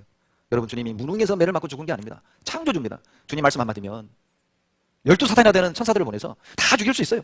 주님이 말씀하시면 천사도 서잖아요. 바다를 잠잠케 하신 분이잖아요. 죽은 자 살리게 하신 분입니다. 그런데 정작 당신이 고난을 받을 땐 그 능력을 쓰지 않았어요. 왜요? 내가 받을 저주, 내가 받을 고난, 내가 받을 심판을 우리 주님이 대신 받으시고 피 흘려야만 내 죄가 사해지는 거예요. 피 흘림이 없은즉 사함이 없습니다. 그리고 50kg나 되는 십자가를 지고 골고다 언덕으로 오르셨습니다. 이 십자가가 전날 맞은 채찍으로 찢어진 상처를 짓누를 때 그 상처는 찢어지고 십자가 나무 토막이 파고들어요. 가다가 넘어지고 가다가 넘어지고 3번을 골고다 언덕에 오르셨습니다. 15cm 되는 대못으로 예수님의 양손과 발에 그 못을 박은 거예요.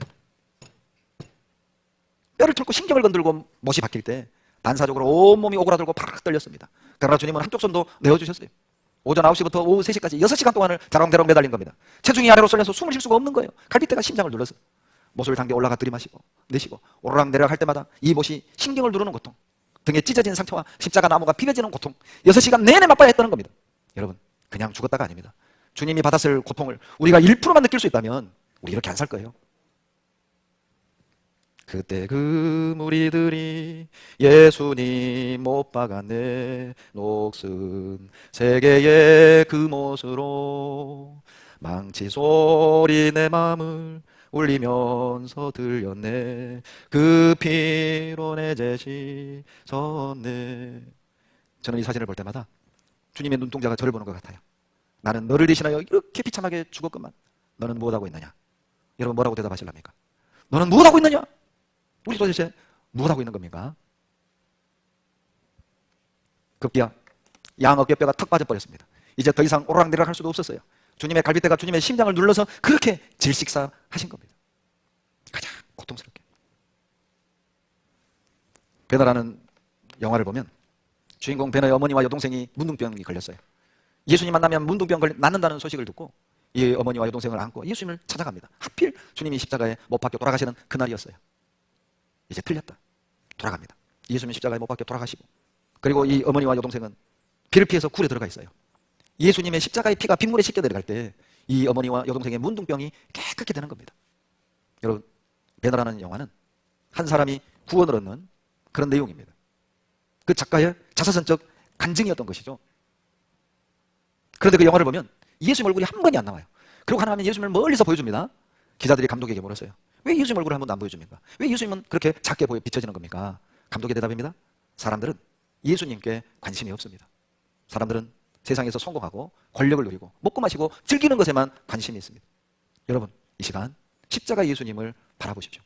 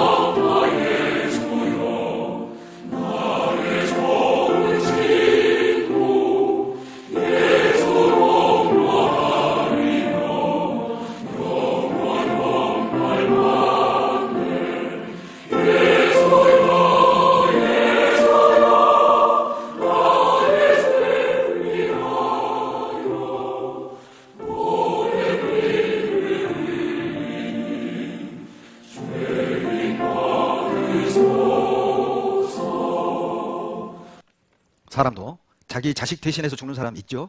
그러나 어떤 사람도 구더기나 벌레를 대신해서 죽는 사람은 없습니다. 그런데 창조주께서 벌레와 같고 버러지와 같은 나를 대신하여 십자가에 죽으신 겁니다. 가장 존귀하신 분이 가장 천한 나를 위해서 가장 높은 곳에서 가장 낮은 곳까지 오셔서 가장 거룩하신 분이 가장 더러운 인간에게 고난을 받고 죽으셨어요. 렘브란트가 그린 명화입니다. 십자가에 올려지는 예수라는 작품이죠. 렘브란트는 주님이 십자가에 못 박혀서 이 십자가가 세워지는 그 장면을 그리고 그 십자가 밑에 자기 얼굴을 그려놨어요. 내 죄가 예수를 못 박았다. 내가 그를 죽였다. 우리도 여기에 있었습니다. 주님은 십자가에 돌아가시는 그날 우리도 여기 있었다니까요. 내 죄가 그를 못 박은 겁니다. 내 죄가 아니었다면 우리 주님은 이 땅에 오셔서 이 고난을 받으실 이유가 없습니다. 그런데도 인간은 어리석어서 주님의 은혜가 얼마나 큰지보다는 항상 자기 죄 큰 것만 생각하죠. 주님의 마음보다는 항상 자기 처지만 생각하잖아요. 이 인간의 어리석음입니다. 그런데 하나님은 그 어리석은 인간을 위해 또 마음을 안심시켜 주시려고 또 말씀을 주셨어요. 요한복음 19장 30절을 찾겠습니다. 요한복음 19장 30절. 다 같이 읽겠습니다. 예수께서 신포도주를 받으신 후 가라사대 다 이루었다 하시고 머리를 숙이시고 영원히 돌아가시니라. 여러분, 저는 이 말씀을 볼 때마다 주님은 죽는 순간까지 나를 걱정하셨구나. 그 마음이 느껴져요. 만약에 주님이요 한마디만 잘못했다면 덜 이루었다 큰일 나잖아요. 거의 다 이루었다 이것도 큰일 나잖아요. 그런데 다 이루었다 이게요 더 쉬운 말로는 다 갚았다. 중국어는 더 쉬워요. 두 글자입니다. 성녀. 우리는 이렇게 읽죠. 중국어로는 정느 다 이루었다. 정느 됐다 좋다 충분하다 그런 뜻이에요. 참 중국어 의미 좋죠. 됐어요. 예수님의 피면 된 겁니다. 예수님의 피면 여러분 충분해요. 더 이상 필요 없어요. 그리고 다 갚았다. 뭘 다 이루신 겁니까? 히브리서 1장 3절에 이는 하나님의 영광의 광채시요 그 본체의 형상이시라 그의 능력의 말씀으로 만물을 붙드시며 다 같이 읽죠. 죄를 정결케 하는 일을 하시고 높은 곳에 계신 위엄의 우편에 앉으셨느니라. 죄를 정결케 하는 일을 다 이루었다. 그러면 여러분 물어봅시다. 여러분, 자, 내 죄를 정결케 하는 일 성공했어요? 실패했어요? 성공했잖아요. 자, 그러면 나는 천국 가요? 지옥 가요? 그러죠. 주님이 성공하셨어요. 그래서 예수 믿는다는 건 주님이 다 이루신 사실을 믿는 것을 예수 믿는다고 하는 거예요. 내 죄를 영원히 용서해 주신 사실을 믿는 걸 예수 믿는다고 하는 거예요. 다니는 게 믿는 게 아니에요. 바치는 게 잘 믿는 게 아니에요. 주님이 십자가의 피로 내 죄를 다 갚아주신 사실, 영원히 갚아주신 사실, 그것을 알려주시는 거예요. 주님이요 십자가에 죽으시고 장사되고 제자들은 무서워가지고 다락방에 모여서 문 딱 끌어잠그고 벌벌벌 떨고 있었어요. 그런데 3일 만에 주님이 부활하셔서 떨고 있는 제자들에게 나타나셨어요. 요한복음 20장입니다. 19절. 이날 곧 안식 후 첫날 저녁 때에 제자들이 유대인들을 두려워하여 모인 곳에 문들을 닫았더니 예수께서 오사 가운데 서서 가라사대 너희에게 평강이 있을지어다. 의심하는 제자도 있었을 거 아니에요. 아이고 예수님 돌아가셔서 이제 우리 어떡하노? 절망하는 제자도 있을 거 아니에요. 그런데 부활하신 주님이 나타나셔서 너희에게 평강이 있을지어다. 여러분, 예수님이 잡히시던 밤 제자들 다 도망가고 베드로도 3번 부인했잖아요. 그리고 주님이 돌아가셨단 말이에요. 그리고 부활하셔서 이제 제자들을 처음 만나는 그 자리인데 책망하는 게 아니에요. 지적한 게 아니에요. 비난하지 않았어요. 야 너희들 정말 빨리 튀더라. 야 베드로 너 그럴 줄 몰랐다. 뭐 언제는 뭐 대신 목도 내놓고 대신 죽는다고 하더니만 3번이나 부인하대. 비난하고 책망한 게 아니에요. 이미 그거 다 끝난 거라고. 그것까지도 용서한 거거든요. 그래서 평강이 있을지어다. 왜요? 제자들 마음에 얼마나 많은 공포, 후회, 자책감 있었을 거 아닙니까? 도망갔잖아요. 베드로는 부인했잖아요. 그리고 자기들 문 앞에서 예수님이 죽었고 장사 지냈지 않습니까? 그러니 두렵기도 하고 죄송하기도 하고 자책하기도 하고 마음감이 교차됐을 거 아니에요. 그리고 밖에 나가지도 못하고 문 딱 끌어잠그고 안에 벌벌벌 떨고 있었단 말이죠. 그런데 주님이 나타나셔서 평강이 있을지어다. 여러분, 예수님을 부인하고 도망간 제자들도 용서해 주셨어요. 3번 부인했던 예수님 면전에서 3번 부인했던 베드로도 용서해 주셨다니까요. 주님이 여기에 나타나신다면 똑같이 얘기하실 겁니다. 너희에게 평강이 있을지어다. 걱정하지 말라는 거잖아요. 두려워하지 말라는 거잖아요. 염려하지 말라는 거잖아요. 왜요? 다 갚았거든요. 다 용서하셨거든요. 너희에게 평강이 있을지어다. 우리에게 주시는 위로의 말씀입니다. 여러분 두려워하지 말아요. 염려하지 말아요. 다 갚으셨어요. 그런데 이 자리에 도마가 없었습니다. 이 자리에 도마가 없었어요. 또 우리 집에 도마 있는데. 그 도마 아닙니다. 토마스입니다. 사람 이름이에요. 놀랍게도 예수님이 8일 뒤에 그 도마를 만나러 와주셔요. 정말 자비로우신 주님이죠. 주님은 한 사람도 포기 안 한다는 뜻입니다. 의심하는 한 사람도 하나님은 버릴 수 없어요. 그래서 도마를 찾아오셔요. 27절 다 같이 읽겠습니다. 도마에게 이르시되 내 손가락을 이리 내밀어 내 손을 보고 내 손을 내밀어 내 옆구리에 넣어보라. 그리하고 믿음 없는 자가 되지 말고 믿는 자가 되라. 도마에게 하신 말씀이에요. 도마야, 믿는 자가 되라. 여기에도 도마 있죠. 용인의 도마, 수원의 도마, 수지의 도마, 서울의 도마. 이 도마들이 여기 있어요. 현대판 도마들. 보고도 안 믿는 거예요. 보고도 안 믿어. 의심해. 설마 내 집에 용서했으려고. 오늘날 도마잖아요. 자, 옆 사람 보세요. 옆 사람 쳐다봐봐요. 따라서 하세요. 야, 이 도마야, 믿는 자가 되라. 예, 맞아요. 여러분, 믿는 자가 되세요. 저는 믿어요. 주님이 내 죄 때문에 죽으시고 주님의 피로 내 죄를 영원히 도말해 주시고 증거해 주시기 3일 만에 부활하신 이 은혜를 저는 믿습니다. 세상에서 가장 나쁜 사람이 어떤 사람인 줄 아세요? 은혜를 입고도 등 돌리는 사람이에요. 은혜를 입고도 감사할 줄 모르는 사람이에요. 은혜를 입고도 비난하는 사람이에요. 그 사람 진짜 나쁜 사람입니다. 이 사람들 말입니다. 여러분, 어린이 동화 하나를 소개해 드릴게요. 행복한 왕자라는 동화가 있어요. 어떤 마을 한가운데에 금으로 치장하고 보석 단추, 보석 눈 치장한 왕자가 있었어요. 마을 사람들은 동네의 자랑거리로 생각을 했어요. 아름다운 왕자 동상. 그런데 이 왕자가 울고 있는 겁니다. 눈물을 흘리고 있는 거예요. 제비가 묻습니다. 왕자님, 왜 울어요? 왜 그렇게 아름다운 모습인데 눈물을 흘리세요? 제비야, 저 성냥팔이 소녀를 봐라. 불쌍하다. 내 눈을 뽑아서 갖다 줘라. 저 병든 손녀를 간호하는 할머니 봐라. 내 옷에 있는 이 보석을 뽑아다가 갖다 줘라. 제비가 왕자의 눈도 뽑아다가 주고 왕자의 몸에 박혀있는 보석을 뽑아다가 가난한 사람들을 다 나눠준 겁니다. 이렇게. 그런데 어느 날 눈도 뽑히고 단추도 다 뜯겨나간 이 어린 왕자의 상이 흉물이 된 거죠. 흉물. 보기 싫은 거예요. 그래서 동네 사람들이 깨버린 거예요. 그리고 그걸 실어다가 용광로에 녹여버립니다. 그런데 왕자는 웃으면서 녹아요. 그래서 행복한 왕자입니다. 이 왕자는 사람들에게 다 자기 걸 내어줬지만 사람들은 자기 기준에서 볼 때 아이고 보기 싫어. 얼마나 악한 사람들입니까? 우리 모습 아닙니까? 주님이 나를 위해 생명까지 내어주셨구만. 내가 왜 예수 믿어? 나 믿는 거 따로 있어. 난 관심 없어. 난 즐겨야 돼. 얼마나 주님의 마음이 아프실까요? 히브리서 9장 12절을 찾겠습니다. 히브리서 9장 12절 같이 읽겠습니다. 염소와 송아지의 피로 아니하고 오직 자기 피로 영원한 속죄를 이루사 단번에 성소에 들어가셨느니라. 자, 현대판 도마들을 위해 주신 말씀입니다. 잘 보세요. 여기에 보면 구약 시대에 구원받는 방법과 우리 시대에 구원받는 방법을 의도적으로 대조시켜 놓고 있어요. 보세요. 구약 시대에는 송아지나 염소 피를 뿌려서 1년의 죄를 매년 제사 지내서 용서받았잖아요. 이제는 염소와 송아지의 피로 아니하고 우리 시대에는 오직 자기 피, 예수님 피로 영원한 속죄를 단 한 번에 용서하시고 구원하셨어요. 여러분 보세요. 자, 신약 시대 방법이 더 완전해요? 구약 시대 방법이 더 완전해요? 그러죠. 단 한 번에 영원히 용서했다면 얼마나 완전하고 안전합니까? 제가 89년 4월 8일 이 진리를 깨닫기 전까지는 저는 구약에 머물러 있었어요. 지금도 구약시대 믿음을 가진 사람들이 많다니까요. 구약시대 믿음이란 어떤 뜻이죠? 죄 지을 때마다 제사 지내. 죄 지을 때마다 회개해. 죄 지을 때마다 교회 가서 울고 불고. 그렇게 그때 죄를 용서받아 가는 것처럼 ING형 구원. 그게 구약시대 믿음이에요. 여러분, 저는 지금은 이미 완성된 구원을 믿는 겁니다. 이미 이루신 구원을 믿는 거라니까요. 과거 완료형 구원이죠. 단번에 영원히 용서해 주신. 얼마나 완벽하고 안전합니까? 영원한 속죄를 단번에 용서했다는 말은, 여러분, 저는 과거에요, 제가 교회를 다니면서 이렇게 배웠습니다. 예수님 십자가의 피로 원죄, 아담이 지었던 죄와 내가 지었던 과거 죄는 용서받았다고 배웠어요. 그리고 이제 죄 지으면은 교회 가서 회개하고 통성하고 철회하고 그렇게 씻음 받아가는 것처럼. 그런데 만약에 말이죠, 그게 사실이라면, 잘 봐요. 오늘까지 용서된 게 사실이라면 우리 오늘 다 헷갈리고 죽어야 해요. 앞으로 죄 안 지을 자신 있는 분 나와보세요. 난 앞으로 죄 안 지을 자신 있다. 나와보세요. 제가 죄 짓도록 도와드릴게. 안 올라오겠어요, 이게? 그러니 죄를 안 짓는다? 그거 거짓말하는 사람이라고 했다니까요. 만약에 말이죠, 또 내가 죄 지으면, 그러면 예수님 와서 또 죽고 또 죽고 또 죽을 거 아니에요. 죄 지을 때마다 우리 예수님 와서 죽어야 되는 거잖아요. 근데 성경 보세요. 여러분, 단번에 용서하신다고요? 여러 번 나눠서 용서하신다고요? 그러죠. 여러 번이 아니라 단번이니까 이때 한 번으로, 2000년 전에 한 번으로. 그러니까 이렇게죠. 맞아요? 맞아요?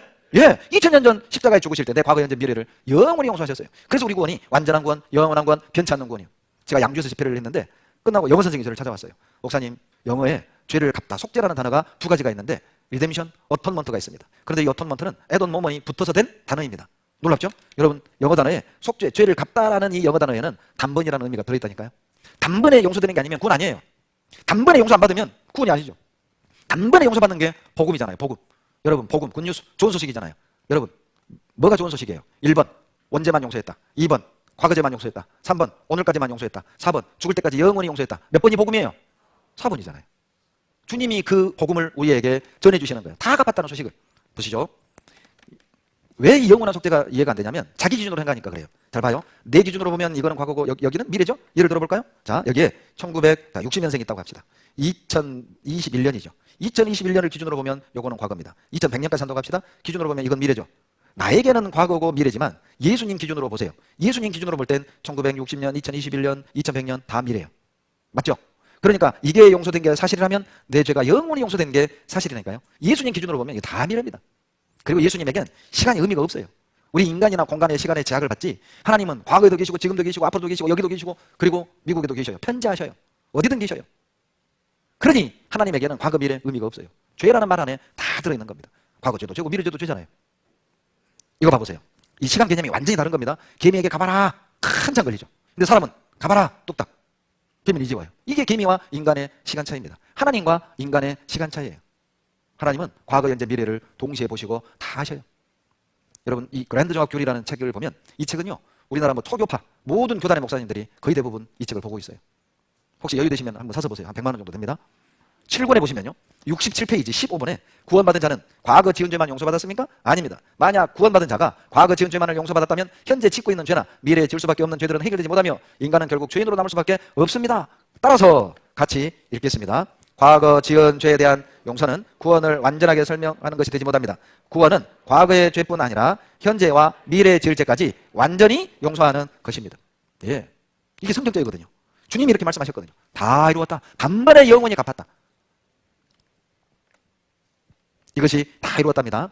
태어난 날이고 오늘이고 그리고요 내가 앞으로 지을 죄까지도 내일 지을 죄, 내 10년 후에 지을 죄, 50년 후에 지을 죄, 죽을 때 지을 죄까지도 단번에 다 이루었다. 갚았다 그 말이에요. 이것을 예수 믿는다고 하는 거예요. 이것을 구원받았다고 하는 거예요. 그래서 저는 예수님을 사랑합니다. 나를 이렇게 사랑하신 분이 여러분 없었습니다. 히브리서 7장을 찾겠습니다. 히브리서 7장 27절 다 같이 읽겠습니다. 저가 저 대제사장들이 먼저 자기 죄를 위하고 다음에 백성의 죄를 위하여 날마다 제사 드리는 것과 같이 할 필요가 없으니 이는 저가 단번에 자기를 드려 이루셨습니다. 보실래요? 여러분 구약시대에는요 죄 지을 때마다 매년 제사 드렸잖아요. 그렇게 할 필요가 이제 없다고요. 왜냐하면 단번에 이루었기 때문에 날마다 용서해달라고 울 필요가 없다고요. 제사 드릴 필요가 없다고요. 왜요? 단번에 이루셨으니까. 제가요 광주에서 은장의 집회를 했는데 92세 할머니가 와서 말씀을 들었어요. 구원을 받았어요. 이 할머니가 간증을 너무 확실하게 하셔서 녹화를 했습니다. 이 할머니가 간증을 이렇게 하는 겁니다. 예수님이 내 죄 때문에 돌아가셨는데 또 교회 가가지고 아침마다 용서해달라고 또 울면서 기도하면 예수님이 옆에서 듣고 계시다가 성질 낸대요. 왜 화내는지는 할머니한테 직접 들어보세요. 보여드릴게요. 그런데 이 할머니가 사투리를 너무 심하게 써서 밑에 자막을 달았습니다. 제가 또 한국말을 자막 달기도 처음이에요. 한번 보세요. 그 새끼 구원이 아닌 것 같다고 사람들이 그러더라고. 구원 주시라고 그렇게 말이 안 나온다니까. 받았습니까? 그런 것이 이제 내 마음이 그 새끼 아니 구원을 줬는데도 자꾸 구원만 돌아보고 나는 하나님이 구원 줬는지 구원만 그냥 돌아보냐? 그러면 내가 또 죽란 말이냐? 그렇죠. 그리고 남은 못 찾을 것도 그러니까. 생각도 들고. 네. 통역 안 해드려도 되죠? 네.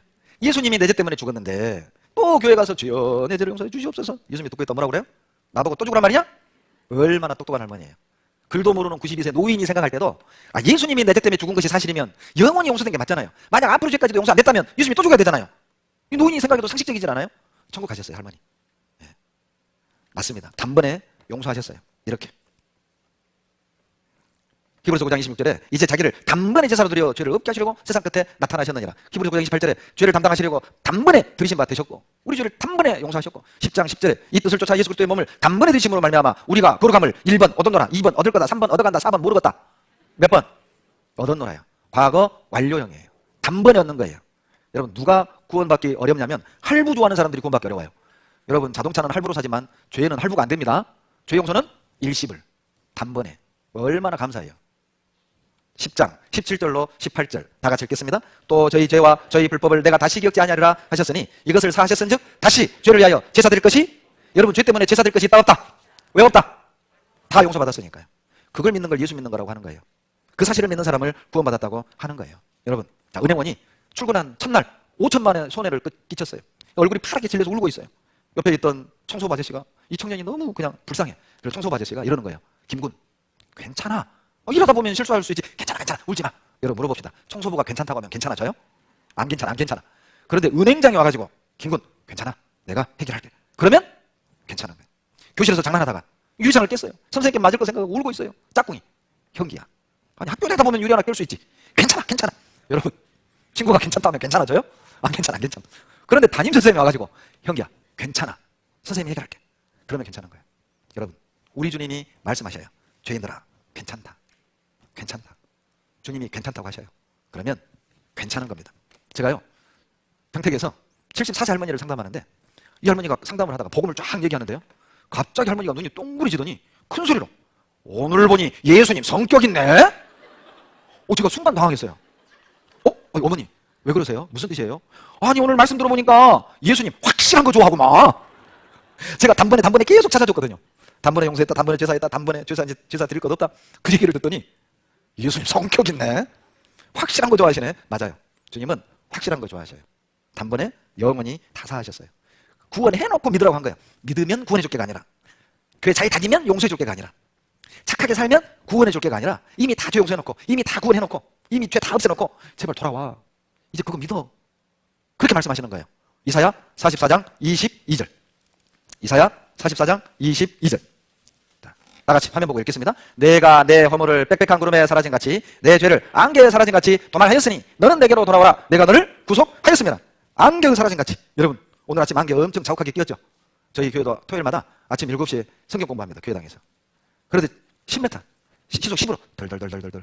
얼마나 앞이 깜깜했는지요? 잘 보세요. 보이세요? 제 서재에서 창문 열고 6차선 왕복도로 건너편에 있는 아파트예요. 50m도 안 돼요, 거리가. 근데 안 보여요. 얼마나 안개가 이렇게 자욱하게 끼었는지요? 이거 오늘 찍은 거예요, 아침에. 그런데 점심 먹고 다시 한번 봤더니 잘 봐봐요. 안개의 사라진같이 이렇게 사라졌어요. 여러분, 어디 안개 하나라도 보여요? 안개의 사라진같이, 이 말은 눈곱만큼도 옷이 안 남기고 다 없었다 그 말이에요. 다시, 여러분, 이게 우리 죄입니다. 하나님과 우리 사이에 이렇게 답답한 죄가 있었다니까요. 그러니까 막 엉금엉금 가잖아요. 그런데 해가 쨍 쬐면 주님이 십자가에 높이 매달려 도말, 죄를 없애버렸어요. 깨끗하게, 시원하게, 확실하게. 이제 당당히 하는 겁니다. 왜? 잘 봐요. 안개 하나도 안 남았잖아요. 우리 죄를 눈곱만큼도 안 남기고 없앴다 그 말이에요. 얼마나 확실합니까? 도말이 발라서 지우다 그 말입니다. 이렇게 더러운 걸 페인트를 발라서 깨끗하게 했다. 이게 도말이야. 내가 지은 죄, 내가 지을 죄를 예수님 피로 지은 죄도 덮고 지을 죄도 덮고 영원히 이렇게 도말하셨어요. 보세요.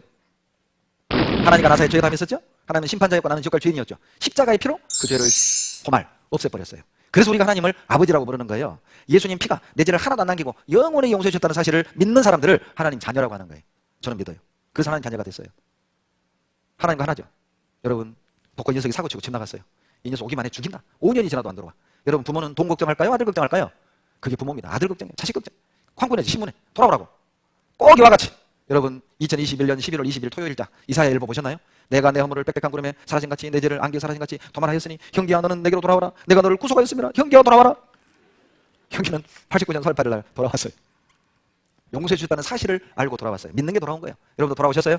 자, 예수님 피가 내 죄를 영원히 용서해 주신 걸 저는 믿습니다. 믿는 분 한번 손 들어봐요.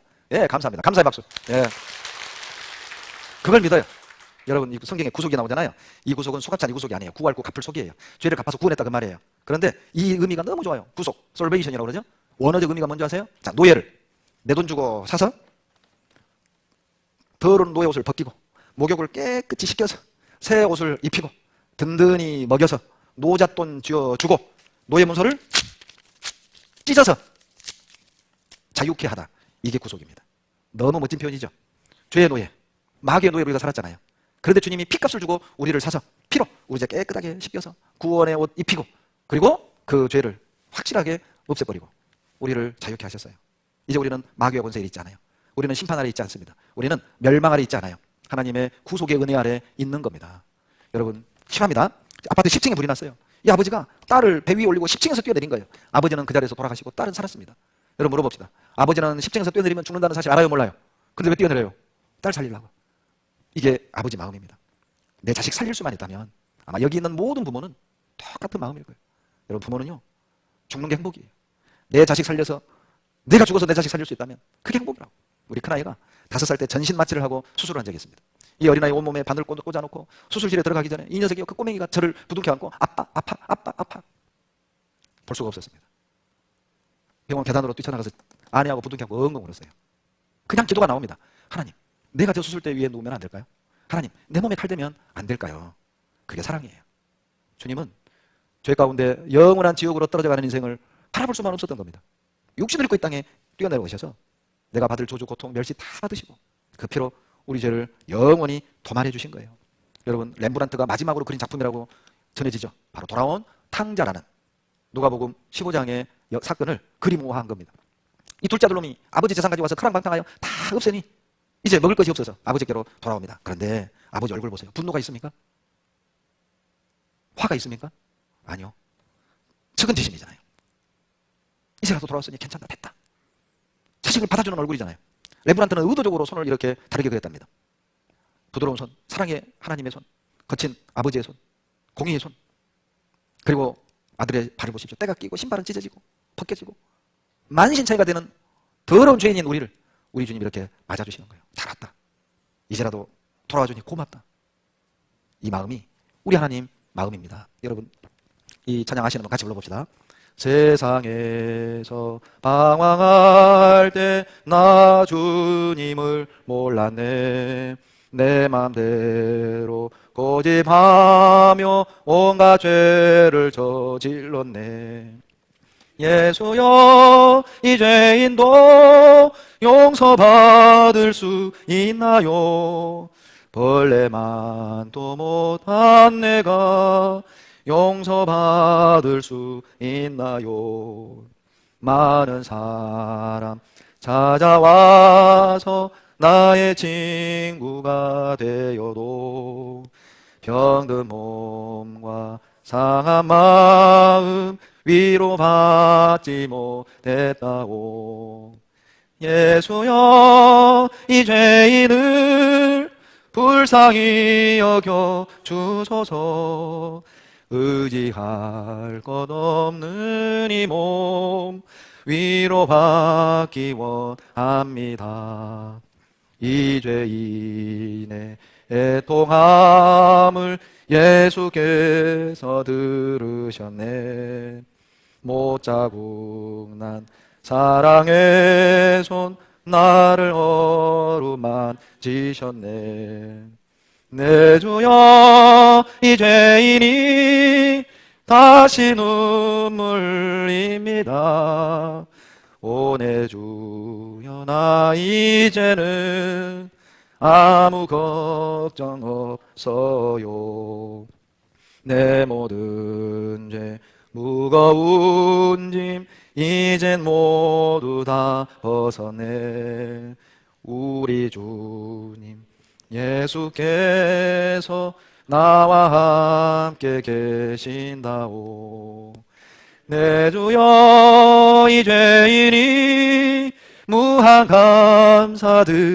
감사드립니다. 나의 몸과 영혼까지 주를 위해 바칩니다. 주를 위해 바칩니다. 우리도 세상에서 방황하며 살았습니다. 얼마나 고집 피우며 교만하게 죄 가운데 살았습니까? 내가 돈 있고 건강하고 잘 나갈 때는 내 주변에 사람 참 많았죠. 친구 많았습니다. 돈 잃고 건강 잃고 직장 잃고 집 잃고 누구도 나에게 위로가 되지 못했습니다. 그런데 주님께서는 그 사랑의 손으로 나를 어루만져 주셨습니다. 나를 받아주신 거예요. 이제는 걱정 없습니다. 잘난 것도 없고 가진 것도 없고 사람들에게 내세울 것도 없지만 이제 걱정 없어요. 왜냐하면 주님이 내 모든 죄 무거운 짐 다 벗겨주셨잖아요. 그리고 주님이 이제 나와 함께 해주셔요. 그것이 감사해서 말씀을 듣고 감사해서 전도하고 감사해서 찬양하고 감사해서 교회오고 감사해서 성경을 읽고 배우는 겁니다. 감사해서. 다른 거 없어요. 그것이 신앙생활입니다. 여러분, 나를 대신하여 죽어주신 은혜를 믿지 못한다면 그 사람이 믿을 진리가 있을까요? 나를 대신해서 죽어주신 이 은혜를 믿지 못한다면 여러분 무엇을 믿고 사시겠습니까? 이사야 38장 17절입니다. 이사야 38장 17절 같이 읽겠습니다. 보옵소서, 내게 큰 고통을 더하신 것은 내게 평안을 주려 하심이라. 주께서 나의 영혼을 사랑하사 멸망의 구덩이에서 건지셨고 나의 모든 죄는 주의 등 뒤에 던지셨느니라. 여러분, 구원받은 형제자매들 간증 들어보면요, 저마다 다 고통 속에 있다가 구원을 받았어요. 그렇게 잘 나가고 그렇게 어때요? 가진 것 많을 때는 말씀 배워보자고 구원받아야 된다고 하면 얼마나 전도하는 가족과 친구 못에 못 박았잖아요. 야, 너 사는 모습 봐라. 너나 잘 살아. 너 사는 모양 좀 봐. 그 모양으로 누구를 전도해? 그러다가 건강 잃고 죽을 병 걸리고 사랑하는 사람에게 배신당하고 돈 잃고 만신자이가 되어서 주님께 돌아와서 구원 얻는 사람들 더러 있잖아요. 왜 하나님이 우리에게 고통을 허락하십니까? 평안을 주시오. 여러분, 루터가 말하기를 고통은 하나님이 우리를 부르는 메가폰이다. 여러분, 혹시요 이 가운데 고통스러운 상황에 있다면 그건 분명 하나님이 우리를 부르는 소리입니다. 너 이제 그렇게 살지 마라. 너 그렇게 살아봤지 않니? 그 결과가 이 고통이고 이 슬픔이 된다. 이제 돌아와. 이제 내게 돌아오렴. 내가 너희 마음에 쉼을 줄게. 나의 영혼을 사랑하사 멸망의 구덩이에서 건지셨고 나의 모든 죄는 주의 등 뒤에 던지셨나이다. 자, 요 가방을요 새카만 죄라고 합시다. 하나님과 죄인 사이에 죄가 담있었죠? 나의 모든 죄를 등 뒤에 던졌다니까요. 그런데 아까 그 영식 있잖아요. 목사님 돌아보면 보이잖아요. 얘들은요 자기 수준에 제일 안 되면 안 믿는다니까요. 다시 한다. 던졌다. 돌아본다. 보이냐? 안 보여요. 여러분, 주님이 등 뒤에 던졌다는 말은 안 본다 그 말이죠. 용서했다 그 말이에요. 미가서 7장 이사야 43장 25절부터 보겠습니다. 화면 보시고 다 같이 읽겠습니다. 나하고 나는 나를 위하여 내 의무를 도말하는 자니 내 죄를 기억지 아니하라. 여러분, 이렇게 말씀하시려면 나를 죽기까지 사랑해야 이렇게 표현할 수 있어요. 저도 딸을 둘 키우지만 딸이요 정말 아주 혼날 짓을 해도 제가 좀 마음이 약해요. 인석들이 막 얼굴에 잔뜩 겁을 먹고 막 후회하는 얼굴로 나를 이렇게 막 쳐다보면 조심해라. 용서하게 돼요. 이건 사랑해야만 이런 말을 할 수 있습니다. 주님이 나를 이렇게 사랑하셨어요. 나하고 나는 나를 위하여 내 의무를 도말하는 자니. 여러분, 우리 죄를 왜 용서하시고 기억지도 않는 줄 아세요? 하나님 자신을 위해서요. 인간들 죄 생각해봐야 주님만 마음 아프잖아요. 이건 사랑의 관계입니다. 이사야 53장 3절 2, 9절 때문에요. 여러분, 유명한 명작이 탄생했습니다. 여러분, 음악의 어머니가 누구죠? 이미자 그러지 말고 음악의 어머니 핸델입니다. 여러분은 핸델이 교회 그 음악 중에 메시아를 작곡했잖아요. 그 44번이 할렐루야라는 곡입니다. 우리가 아는 그것을 작곡하게 된 계기가 있어요. 궁중음악가로 부자로 명예를 누리던 이 핸델이 하루아침에 자기를 신뢰하던 왕이 죽고 자기를 싫어하던 아들이 왕이 됐어요. 그리고 풍마자 반신불수가 됐어요. 그리고 그 명예의 부를 다 잃어버렸어요. 초라하게 됐어요. 어느 날 무명의 시인이 시를 써서 보내온 거예요. 곡을 써달라고. 그리고 이제 그 글을 쭉 읽는데 거기에 이사야 53장 3절 5절을 인용한 겁니다. 그는 멸시를 받아서 사람에게 실어버림 받되고 간구를 많이 겪었으며 질고를 하는 자라. 이 양반 나하고 비슷한 상황이네. 동질감이 생긴 거예요. 그리고 5절을 읽다가 눈물을 뚝뚝 떨어뜨려요. 그가 찔림은 우리의 허물이 나며 그가 상함은 우리의 죄악이 납니다. 그가 징계를 받음으로 우리가 평안을 누리고 그가 채찍에 맞음으로 우리가 나음을 입었도다. 영감을 받아 24일 동안 곡을 씁니다. 그것이 그 유명한 메시아입니다. 그리고 완성하고 쓰러져 며칠을 자요. 깨어나서 종에게 말합니다. 그분이 나를 찾아오셨다. 메시아 원 그 종이에는 곡 작곡했던 그 종이에는 지금도 눈물 자국이 있다고 하죠. 바로 이 곡입니다. 할렐루야. 들어보시죠.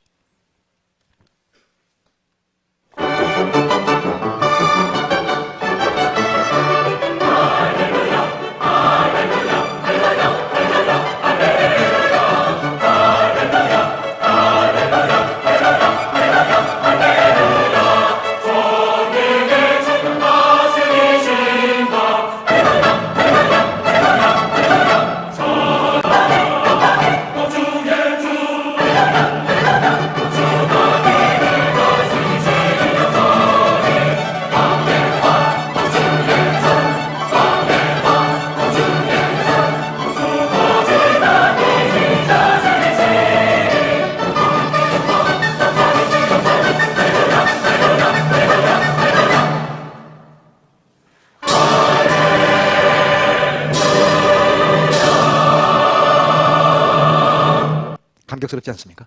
할렐루야, 왕의 왕, 주의 주, 할렐루야, 주가 다스리시네. 계속 반복하죠. 할렐루야만 45번이 나옵니다. 여호와를 찬양하라. 나의 주 되신 그분을 찬양하라. 나의 왕 되신 그분을 찬양하라. 그분은 찬양받으시기 합당하신 분입니다. 이 할렐루야를 듣던 왕이 자기도 모르게 그 웅장함에 벌떡 일어섰어요. 끝날 때까지 서서 들었어요. 그것이 기립박수의 시작입니다. 지금도 핸델 기념일 날 할렐루야가 연주되고 모든 사람이 기립해서 들어요. 전통이 됐어요.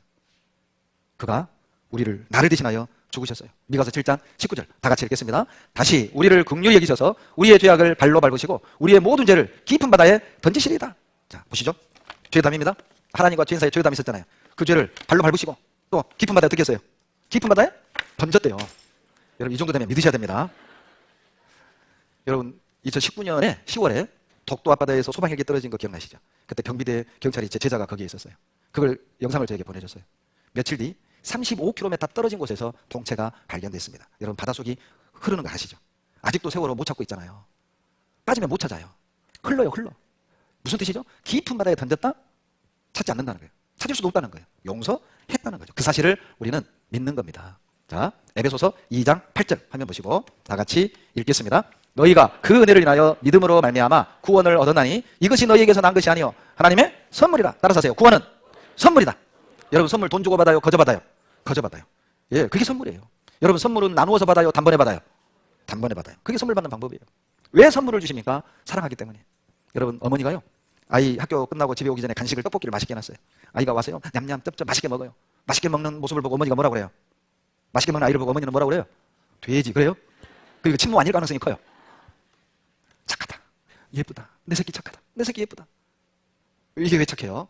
떡볶이 할 때 심부름한 것도 아니고 떡볶이 값을 낸 것도 아닌데 왜 먹기만 하는 이 아이가 착하단 말이죠? 왜 먹기만 하는 이 아이가 예쁘단 말이죠? 어머니가 베푸는 사랑, 어머니가 베푸는 은혜를 감사할 줄 알잖아요. 그게 예쁜 거예요. 은혜를 베푸는 부모 입장에서는 은혜를 알고 은혜를 즐거워하는 자식을 볼 때 더 즐거워요. 떡볶이 할 때 힘들었던 거 보상 충분하죠. 우리 아이가 맛있게 냠냠 쩝쩝, 거기에 멘트 한마디 날리면 더 없이 나는 세상에서 엄마가 만든 떡볶이가 제일 맛있어. 다음날 또 떡볶이 나옵니다.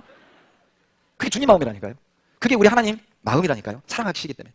왜 선물로 줍니까? 너무 귀하니까. 주님이 거저 선물로 주지 않으면 받을 길이 없어요. 왜 주님이 선물로 줍니까? 구원 얻는 다른 방법이 없다니까요. 그래서 주님이 선물로 주는 거예요. 만약 구원 얻는 다른 방법이 있었다면 주님은 십자가에 죽지 않으십니다. 만약 구원 얻는 다른 길이 있었다면 주님은 고난받고 죽지 않아요. 다른 방법 없습니다. 그래서 다 이루시고 거저 주시는 거예요. 여러분, 거리의 여인이 영부인 되는 방법은 하나밖에 없습니다. 대통령의 프로포즈를 받아들이는 거예요. 유치원 선생이 왕비 되는 방법은 한 가지밖에 없어요. 왕의 프로포즈를 받아들이는 겁니다. 나 같은 죄인이 의인이 돼서 천국 가는 방법은 하나밖에 없어요. 십자가의 프로포즈를 받아들이는 겁니다. 저는 그분의 사랑을 믿습니다. 어떤 분은요, 뭐 예수님이 이 죄를 다 갚았으니까 마음대로 죄 져도 되겠네? 그럴 수 없습니다. 네, 이유를 설명드릴게 보세요. 저는 과거에요, 내가 열심히 회개하고 착하게 살고 죄 안 지으면 구원해 주실 거라고 믿었어요. 틀렸습니다. 89년 4월 8일 성경에서 확인했어요. 이미 용서하신 것, 구원해 주신 것을 이제 믿습니다. 여러분 비슷해 보이지만 리을과 니은은 지옥과 천국 차이입니다. 성경 들고 교회 다니면 다 똑같아 보이죠? 아니에요. 거듭난 그리스도인이 있고 구원받지 않은 교인이 나뉘어져 성경에 나와요. 우리는 이미 구원하신 것, 내 죄를 용서하신 사실을 믿습니다. 구원 전에는 우리는 죄인이었죠. 영원한 멸망받을 죄인이었어요. 그런데 주님의 십자가의 피로 죄를 용서받은 뒤 의인이 되고 하나님의 아들이 되었고 영원한 생명을 얻었어요. 그러나 하나님 자녀가 됐고 의인이 됐다고 해서 죄의 기질까지 없어진 게 아니에요. 죄의 형벌을 없애준 거예요.